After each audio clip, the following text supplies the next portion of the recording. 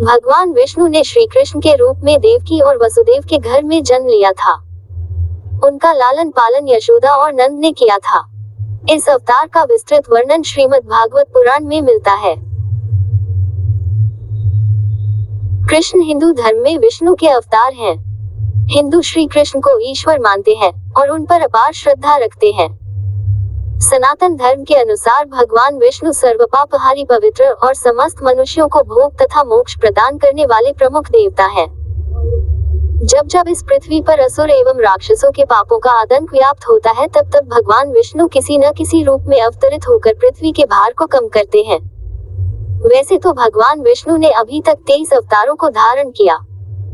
इन अवतारों में उनका सबसे महत्वपूर्ण अवतार श्री कृष्ण का ही था। उन्हें वैवस्वत मनवंतर के 28वें द्वापर में श्री कृष्ण के रूप में देवकी के गर्भ से मथुरा के कारागार में लिया। वास्तविकता तो ये थी, इस समय चारों ओर पापकृत्य हो रहे थे। धर्म नाम की कोई भी चीज नहीं रह गई थी। अतः धर्म को स्थापित करने के लिए श्री कृष्ण अवतरित हुए थे। श्री कृष्ण में इतने अमित गुण थे कि वे स्वयं उसे नहीं जानते थे, फिर अन्य की तो बात ही क्या है।